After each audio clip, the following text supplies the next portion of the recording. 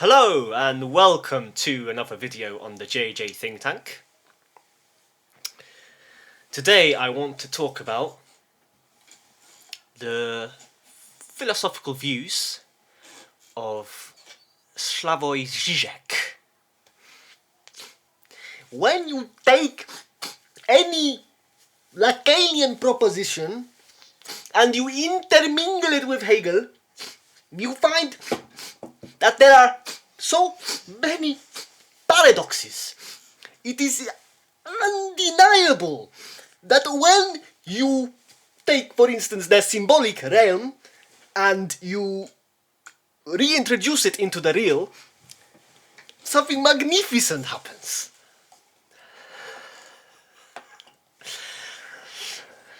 I tried to imitate Žižek there. Perhaps it wasn't so funny. But Žižek, of course, is usually associated with communism, with communist views.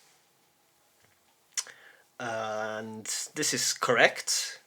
His solution to our modern problems are quite communist in nature. But his analysis of the current world is interesting, and if we are to take any bits and pieces from his books or from his lecture series that he has on YouTube, various talks that he had in the past, we usually find some interesting thoughts, and they can be quite humorous as well. At times, of course, also he rambles a lot. He rambles a lot about little events that occurred in his life or some personal anecdotes, etc. And when you listen to him, you think, what is he actually talking about? Is he going to get to the point or not?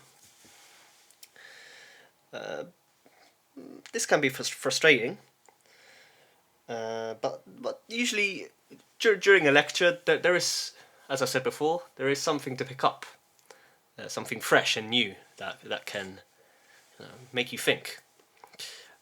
I've only read one of Žižek's books, and this is the one I've read, The Parallax View. Before I even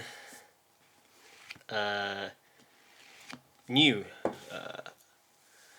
about Žižek in an in-depth manner, I was always drawn to this book, mainly because of its cover. It's quite a superficial reason, of course, and the title. But I thought, why not? Let's go with my intuition. Let's read it, see if there's anything interesting inside. And I wasn't let down. I've got quite a lot to share with you here that I think you will definitely enjoy. And I actually found out afterwards that Žižek believes this to be his Magnum Opus. So this, along with his first book, The Sublime Object of Ideology, and I think The Ticklish Subject. I haven't read those two, but he rates this as one of his best books, and it's well, quite systematic. It has it provides a concrete overview of his thought. It provides a conceptual framework. Each section is linked in a way. There's some semblance of consistency, and yeah. So talking about the book, there are three main sections. The first section deals with ontology, with the ontological aspect of the parallax view. I'll define what this is in a moment. Then we have the scientific section, which was the most interesting. It concerns the brain sciences, neuroscience, and its relationship to the parallax view. And then the last section, which is the more cultural aspect. So it deals more with ideology, with religion, with culture, and so forth. Politics a little bit as well.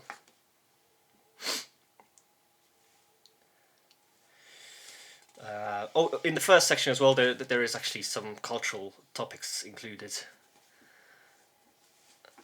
Yes, so the kind of middle section, well, not the middle section, but in between the first and the second section, I found it to be slightly vulgar, a bit crude, and it put me off a little bit because it didn't seem serious. Because the previous section was quite serious in its philosophical analysis, and then suddenly this kind of humorous, vulgar presentation was included, and I didn't really see the link. But then it picks up again, as I said, in the middle section about the brain sciences and science aspect of the parallax view.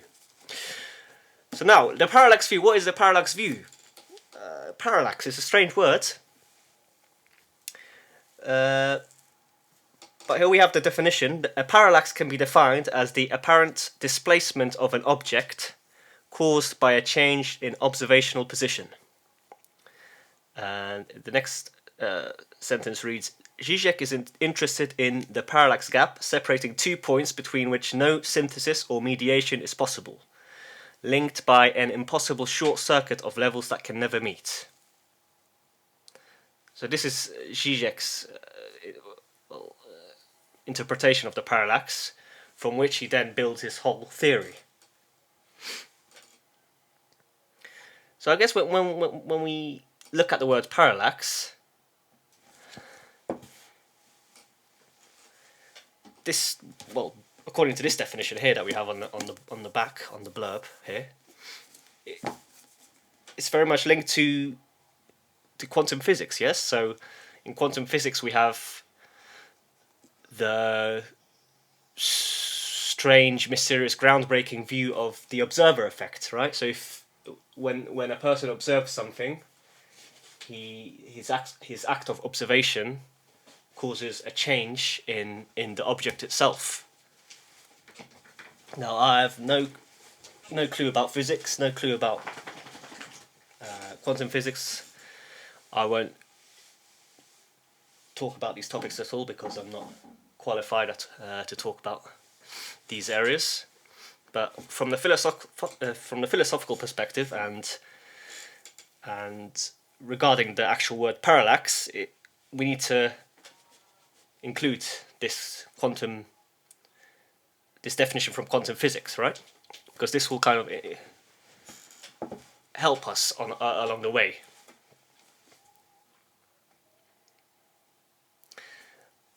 But then, obviously, another level further, Žižek talks about the parallax gap. And the parallax gap, as I said before, is the gap separating 2 points between which no synthesis or mediation is possible. So here, obviously, we have the mathematical kind of interpretation. 2 points, we have point A, point B. There's a gap, it can't be breached. But then, obviously, using this, we can extrapolate to 2 points in any area, right? When we talk about ontology, so there's the point of the subject and the point of the object.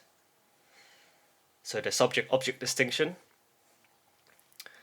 And regarding brain sciences, we have the raw matter of neurons, yes, and then the phenomenal reality that appears before us. There's a gap there. There's a gap between point A, point B. This is basically what the parallax is, right? There's always this kind of gap. We can't reduce one level of reality to another. And from this, Žižek explodes. He explodes, and he presents all his marvelous views.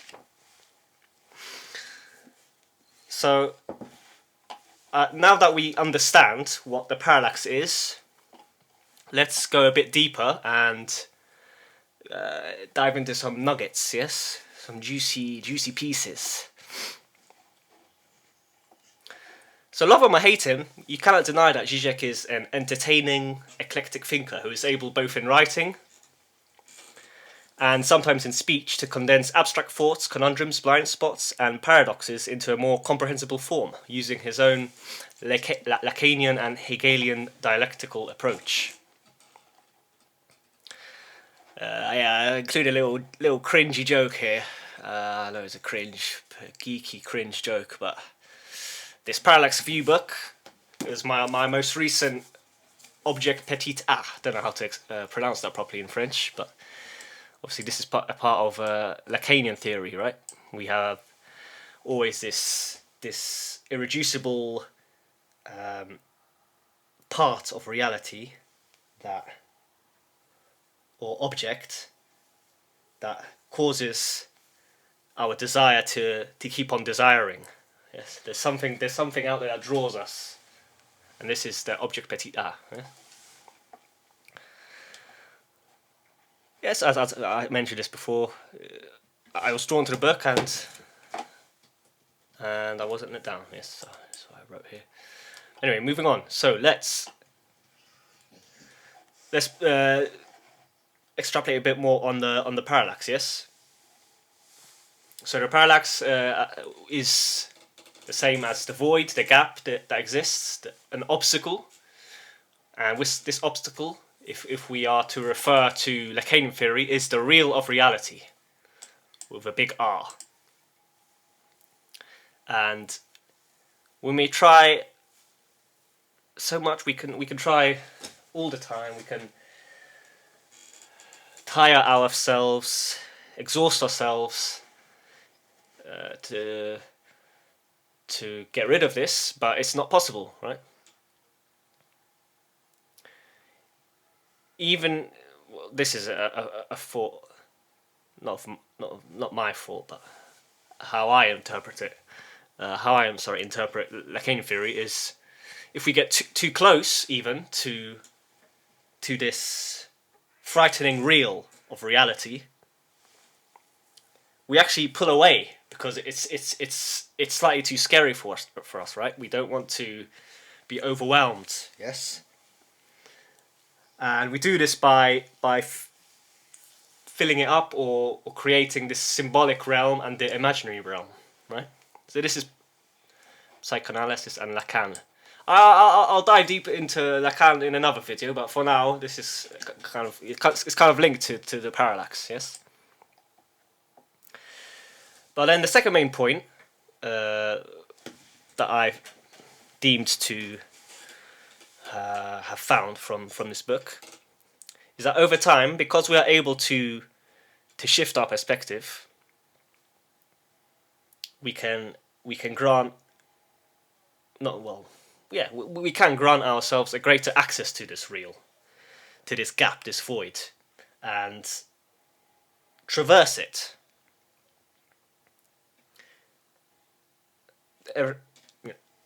Every human being has their own way of traversing it, how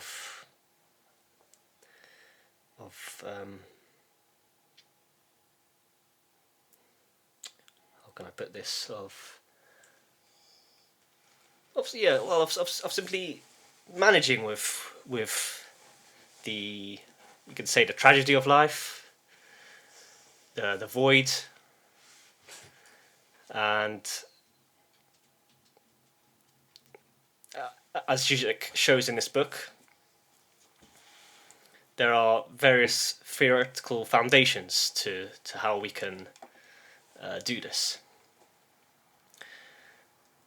So to put this thought into a picture in a pictorial form, we can think of it as observing a painting. Yes, we can think of ourselves in a gallery. We're looking at a painting.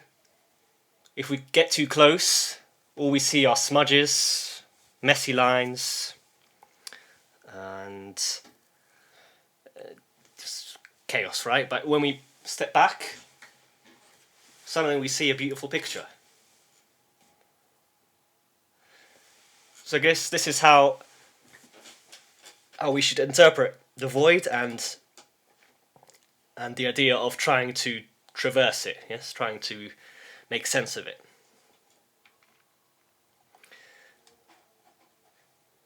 So the most interesting part of the book, in my view, is when Žižek handles the scientific gap found in the brain sciences between the real of neuronal processes and the phenomenal reality that arises as a result. So in philosophy of mind, we have these ongoing debates about consciousness, what is consciousness, the hard problem of consciousness, the easy problems, and talk about qualia, and if consciousness can be reduced to material processes, to neuronal processes. Thinkers like Daniel Dennett, who unfortunately is not with us anymore, he believed that we can, that eventually consciousness will be, the mystery of consciousness will be solved, and some specific part of the brain will be located that is equated to our phenomenal reality that we see. I don't believe so. I agree with Žižek that this gap is irreducible. It's this kind of fundamental mystery that will never be solved. The only way, well, not to solve it, is just to kind of analyze it from different angles. So part of this section was about freedom. And if you think philosophically about anything, any word makes you think. So what is freedom? We talk about it all the time. Freedom. But what is it? What is freedom? Can we describe it? Explain it? Boil it down to something concrete? And obviously there's the political interpretation of freedom, the political definition, which is freedom from the state, right? Personal freedom. But here, Žižek really, using obviously the thoughts of other philosophers, he presented freedom in a really interesting way. And here I had to paraphrase what he wrote, because I didn't find other words that would have been superior. Namely here, we are determined by causes, but we cannot retroactively determine which causes will determine me. Oh, so we can, not we cannot. So we are, I'll repeat, we are determined by causes, but we can retroactively determine which causes will determine me. So this is freedom, in essence, yes. Well, the one layer of freedom. It's not everything, of course, because as I'll get onto later, this does smell a little bit of it smells of determinism, right? Which is actually unfreedom. So to rephrase this, freedom is a retroactive act of endorsing which link or sequence of necessities will determine me. So I like to think of this in terms of train tracks and trains on each track. So we can choose which train to take, but our choices are limited, right? We have, say, 5 or so. And once we get on a train, we are led down a path that is in some way, I guess, deterministic. But along the way, we have the option to get off, or not. We can continue, or we can decide, no, I want to go somewhere else now.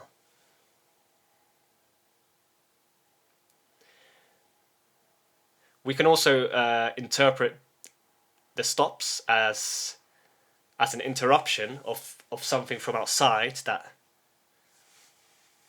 creates more havoc or some shock that then brings more freedom to us, because we have to kind of integrate this shock,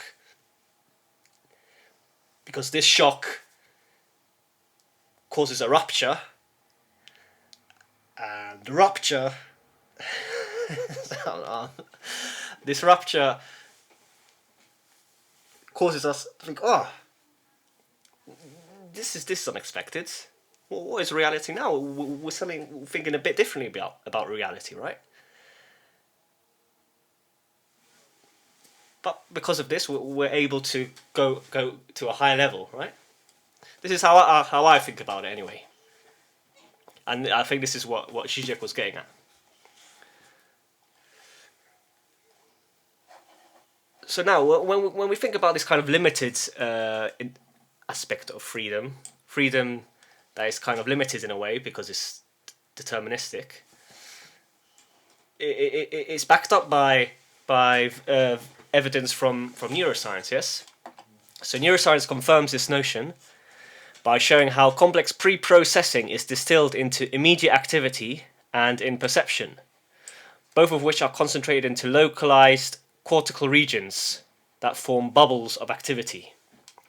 And when I read this section, I was suddenly reminded of a dream that I had when I was a child. So I had this dream a few times when I was small, where I was kind of trapped in a bubble, and then surrounded. I was surrounded by other bubbles. Don't know if there's a link there, but I thought it was relevant in a way. But yes, returning now, I mentioned that this way of viewing freedom is linear, is deterministic, and self-limiting. So, if freedom is this, then can we still say that we are truly free? And here Žižek refers to how constantly we are deep in our unconscious, deep in our consciousness, something rises that causes us to feel a bit wary, right? We're unsure again. We're not peaceful. We're not at peace, right? We start to feel strong emotions, and these emotions are actually the source of consciousness, Žižek argues, quoting Damasio. And then this again was a brilliant moment for me, because I read Damasio's book around a year ago, maybe. I've got it here. Perhaps I'll review it one day. And basically, Žižek says that Damasio argues that consciousness is emotional at its core and non-verbal. So every rise in consciousness comes from an emotional core within that is non-verbal, pre-verbal. So instantly, when I read this, I thought, oh, this is talking about the noumenal world, right? We have the phenomenal world and the noumenal world. Noumenal. I don't know how to pronounce it exactly. The Kantian distinction between noumenal and phenomenal. So this noumenal world is this deep source of our consciousness that causes these changes, and this, we could say, this sense of there being something hindering us, yes, an obstacle, a hindrance, a traumatic eruption, which breaks us out of our self-imposed homeostatic balance and self-enclosed loop. So these two phrases refer to our previous definition here. Yes, retroactive act of endorsing which link of or sequence of necessities will determine me. So yeah, this section was really, I thought it was a really good section. So many interesting pieces of information, so many brilliant philosophical insights that I recommend anyone to read this part.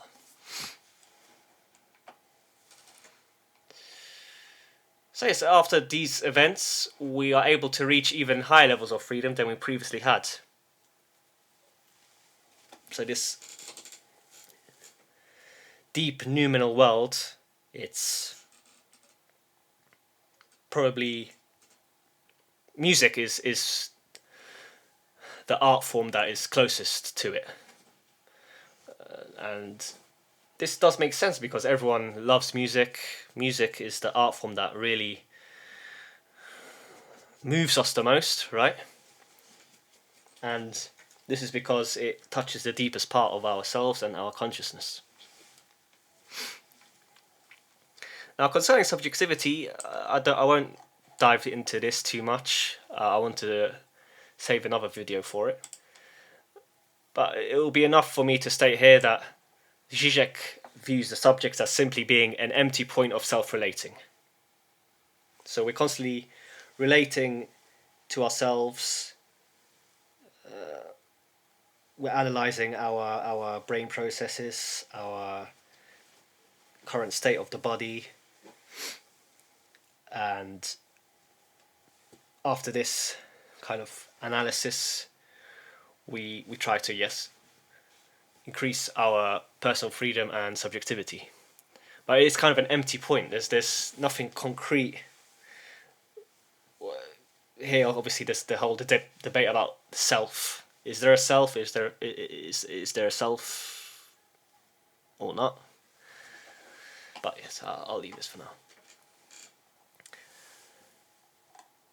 So the last part of Žižek's book, as I mentioned, is more about the political aspect of the parallax gap. He tries to offer a solution to our current political and economic problems. I wasn't really convinced that it was a solution, and I didn't really understand his solution. That's why I didn't write about it here. But I included some of his interesting kind of reflections and thoughts and paradoxes. So, for example, he shares this funny idea by Kierkegaard that we regarding Jesus and Christianity, we do not really believe, we just believe to believe. Or related to this, the paradox presented by G.K. Chesterton, in which he says, when Jesus cries out, "Father, Father, why have you forsaken me?" it can be viewed as God himself not believing in himself. Or on a humorous level, I pretend to believe. They're all funny, and in my opinion, quite funny interpretations and sentences. Obviously, faith is a personal matter. There are times in my life where I feel strong emotions towards Jesus. So when I pray a lot, something suddenly wells up inside, and I feel, Jesus is real. But then there are many other periods in my life where I pray a lot, and I don't really receive an answer. I don't feel anything really. And then I guess I'm just keeping up appearances. Yeah, as Kierkegaard said, I believe to believe. Yes, so this is obviously about theology. But I think that will be all for this video today. I hope you enjoyed listening to what I had to say, and reality is definitely mysterious. Yes. Are we? Is it just a play of appearances, my lord? You know, is there anything substantial occurring beneath the play of appearances, my lord? What is there? What is there? Anyway, thank you for listening. Please like and subscribe if you enjoyed the video. And I'll see you on the next one.